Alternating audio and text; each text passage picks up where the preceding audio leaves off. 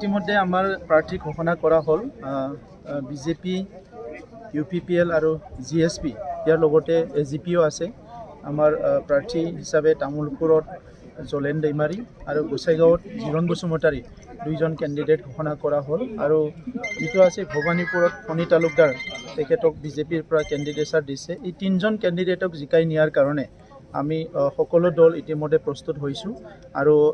ইতিমধ্যে এটা clear message এটা পাব্লিকৰ পৰা আহিছে যে আমাৰ যিবিলাক কেণ্ডিডেট হ'ব আনকণ্টেষ্ট মানে জিকাৰ এটা পৰিৱেশ আছিলে তথাপিতো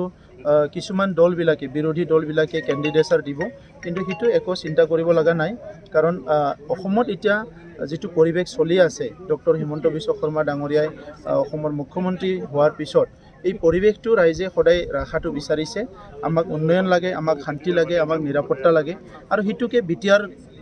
অন্তৰ্গত এই এলেকাবিলাকতো তেনেকুৱা এটা পৰিৱেশটো বিচাৰিছে আৰু আমি সেইটো লাইনতে চবে মিলি কাম কৰি আছোঁ গতিকে এতিয়া মানে আমাৰ ইয়াত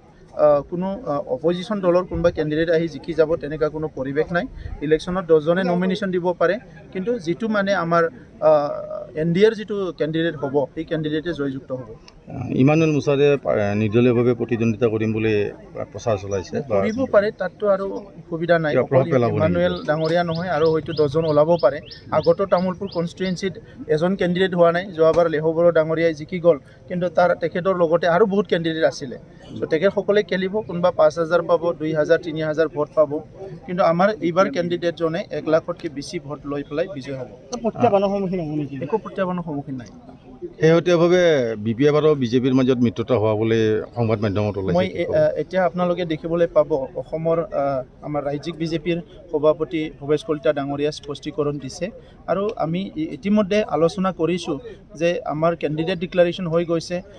তামুলপুৰত যিটো আমাৰ যিটো মিত্ৰজোঁটৰ যিটো কেণ্ডিডেটৰ জিকাবৰ কাৰণে বিজেপি দলে আমাৰ জ্যেষ্ঠ মন্ত্ৰী ৰঞ্জিত দাস ডাঙৰীয়াক দায়িত্ব দিছে গোসাইগাঁৱত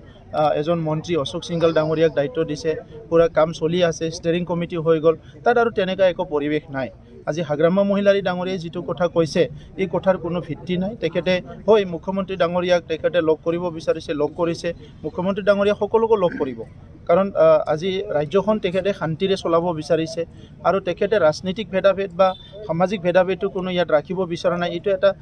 পজিটিভ এটা এপ্ৰ'চ লৈ কাম কৰি আছে গতিকে সেইটোক লৈ পেলাই যদি কোনোবা